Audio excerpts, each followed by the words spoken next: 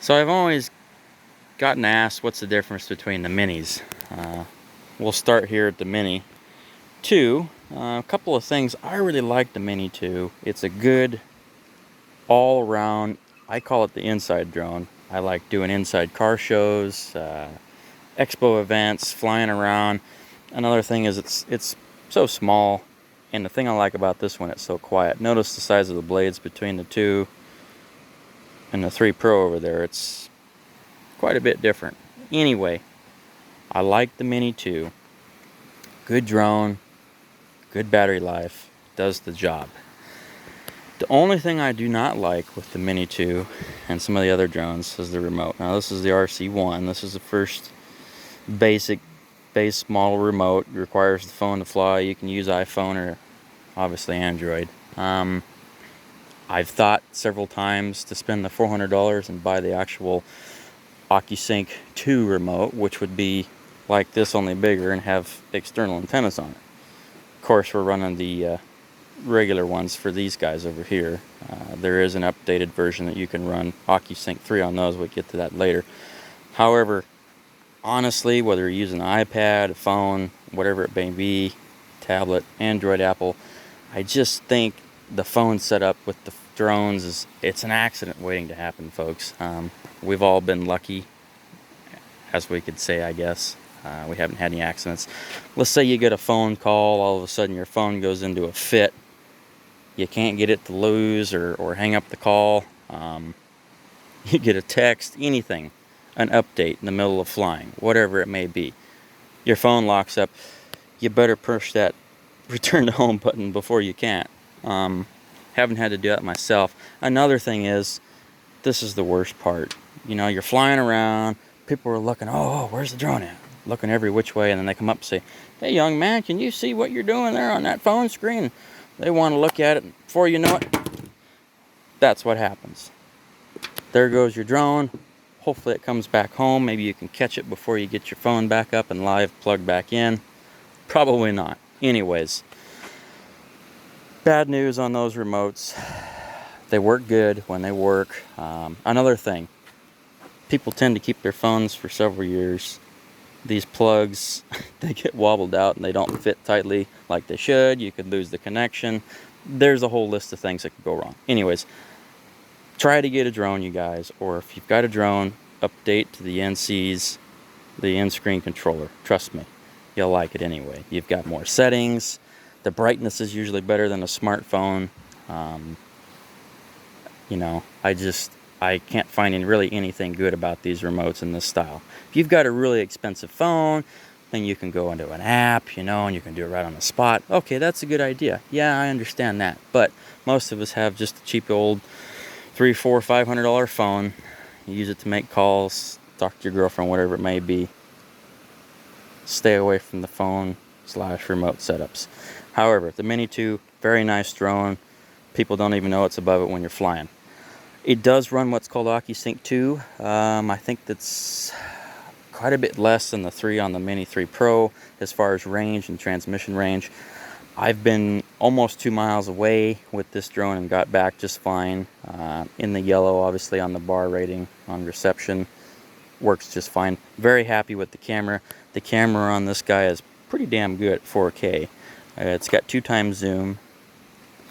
Something I do like on the Mini 3 that both of these guys have, the Mavic 3, and this one, the Mini 2, don't have, is they've figured it out. You can open the wings in any orientation, unlike the big boy and the little guy. You've got to open the back ones first, then you open the front ones, vice versa to close it. You can do it any way, shape, or form on this one. Now let's get into the Mini 2. I like the Mini 3 Pro. Very good drone. Obviously the range is up there. The camera on this is just about the same as far as quality. Something I like about this one is it can actually look up quite a bit more than the Mini 2. The Mini 3 has a obstacle avoidance system that's way advanced. You can put it in sport mode and obviously disable all that, but if you're flying indoors or flying in a treat area, you're going to want to use the obstacle avoidance. Anyways, the camera is just about the same quality as the Mini 2. I like this drone. This also makes a really good inside quiet time drone, so you can fly above people or a crowd or whatever it may be if you have permission and people don't even know it's there.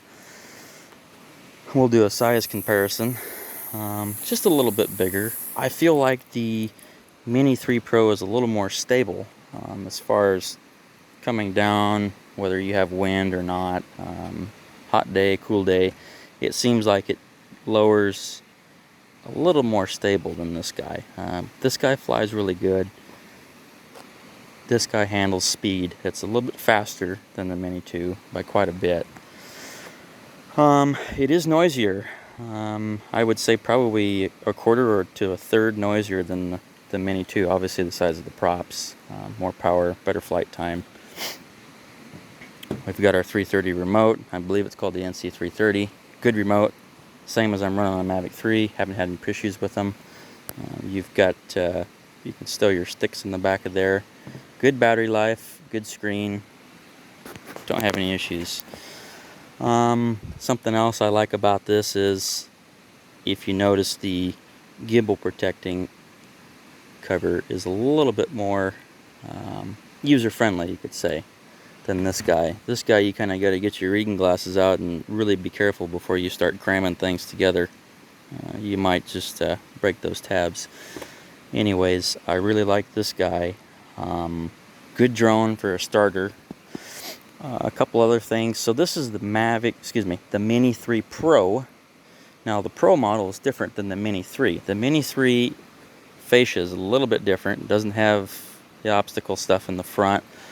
The biggest thing, folks, is if you want to buy a Mini 3 and you're thinking, oh, I don't really need the Pro, it's another few $100, yada yada yada, go with the 3, and here's why. It uses OcuSync 3, which is the transmission system between the remote and the drone. OcuSync 3 is so much more superior than 2. I don't have anything bad to say about 2, but we're talking about, you know, more modern tech. Obviously, the 3 will link up with the 3 Mavic as well. It uses OcuSync 3 as well. The range on that one's far more superior than this dude because of the drone itself and the transmission, but it uses OcuSync 3. So you could use this remote on this one, switch back and forth wherever it may be. I think that does it for the Mini 3 Pro. Anyway, consider a Pro. You'll like it, and you'll be glad you spent the extra money. So let's get into the Mavic 3. Now the Mavic 3, this is something. This is the drone. If you wanted to stink over Area 51 and get a little sneaky, this would be the dude for the job. Not saying go out and do it or anything, but if you wanted to do something like that, this would be the big boy for the job. This camera is what makes this machine. So this camera has, I believe they call it a hybrid zoom. It's 56 times. The Enterprise version has it as well. So let's go over this real quick. This is a Mavic 3. And there's no such thing as a Pro or this or that. They make what's called the Classic. The Classic is the lower version, which is, let's say, Chevrolet and Cadillac. This would be the Cadillac version of the Mavic 3. And you can tell by looking at them, it's got the zoom camera up here, and that's your regular camera down there. The Classics won't have that. The Classic will just have this one single lens on the bottom, and it fills up the entire fascia of the camera. So you know that's a Classic. Also, another thing I wanted to cover is, folks, when you're on eBay, Amazon, that's pretty safe. Another company, there's companies back east. There's also Blue Sky Drones, all those guys.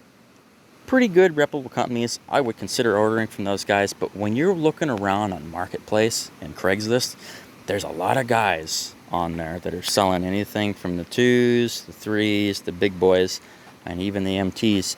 They're pretending to have them. They don't have them in the first place, but what they do is they say, well, I'm out of town, but I've got the drone with me. Say they're 400 or 500 miles away on a work job. It's usually what it ends up to be, their story plot. And they say, well, why don't you just send me, the money Venmo, and I'll ship it to you from the town I'm working in currently. Well, don't ever do that, folks, whatever you do, because these people, yeah, they're probably real people you're talking to, but they don't have the drone, and they have no intention of mailing you any type of drone at any time. They're just after the money. So make sure if you buy private party You meet up in a, let's say a parking lot during the daytime. You hand the guy the cash, he hands you the drone. Maybe you guys do a test flight, and make sure everything works. Go ahead and do that. Don't be doing Venmo, PayPal, any of that crap over the internet to anybody that's not a site like eBay or Blue Sky, Amazon, nothing like that. Be very cautious on the internet. People are really scamming the hell out of people with these drones right now. I got 3 people here just last month that I was inquiring about a Mini 3 and then one Mavic as well, just to see if they were real, and they weren't. All the same show. They want you to mail the money, or excuse me, they want to mail you the drone and get Venmo over the internet. Don't do it. Just say no. It's like say no to drugs. Don't throw your money out because you won't get anything in the mail. A couple other things about the Mavic. This is a hot rod of a drone. You could say, yeah, I know it's a foldable drone. It's not an FPV. It's not a real hot rod, but it's hot rod compared to these two guys over here. I would recommend this is almost not a beginner's drone. It could be, depending on how savvy you are. But this is a lot of money to fly into your neighbor's house or the city park. So just think about maybe starting with a Mini 2 or a 3 before you get into the big boy. This is a very nice drone. Obviously, it's got obstacle avoidance. Now, the Enterprise has an optional spotlight and speaker. It also has a RTK module for mapping. This is not an Enterprise version. The Enterprise version looks exactly like this. So, a couple of cool things I really like about this guy is it's got landing lights. You can manually turn those on, or it senses when it's dark at night and will turn them on. Let's say you take off at dusk or whatever it may be, dark or just getting light. If it thinks it's too dark to land, it'll automatically turn those on when you're landing. Pretty cool option. The thing that kind of worries me about this, it's got these turn lock props. Let's see if I can get these off of here real quick.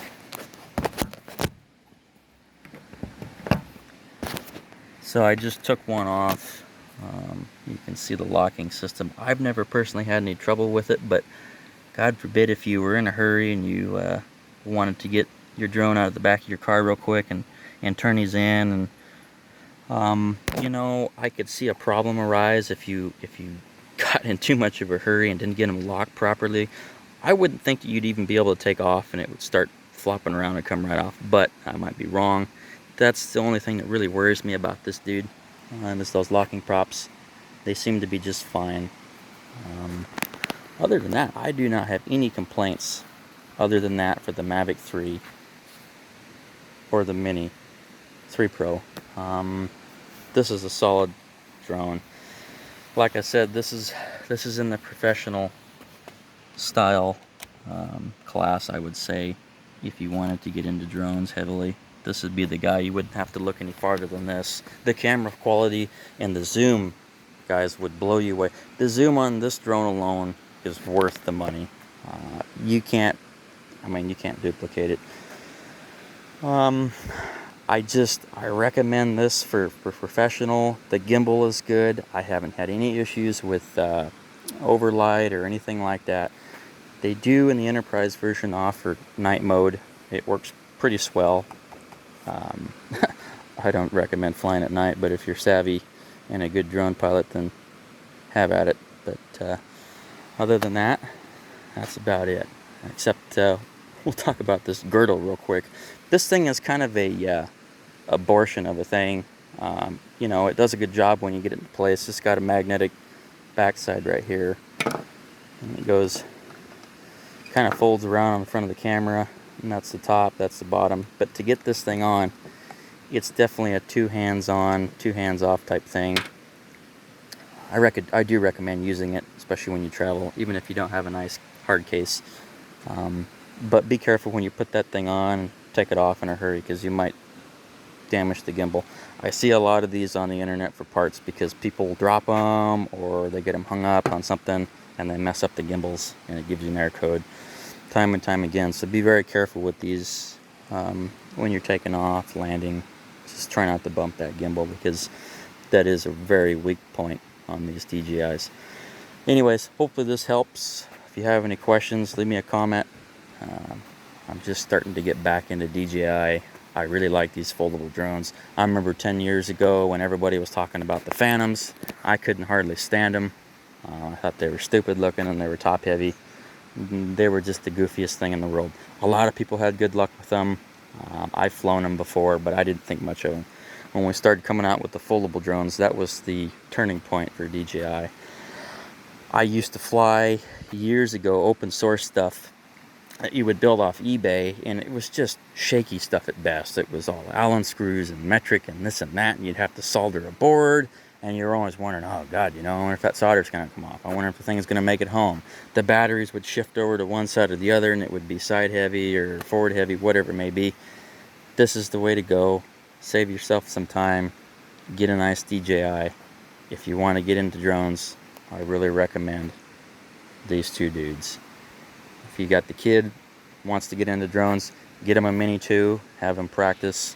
People are selling them for $200 and $300 in good condition. It seems like people get these drones and they use them once or twice and they put them in their closet and then post them on the internet for $100, $200, whatever it may be. I think that's about it. Like I said, if you've got any comments, questions, leave me something. Talk to you later. Bye-bye.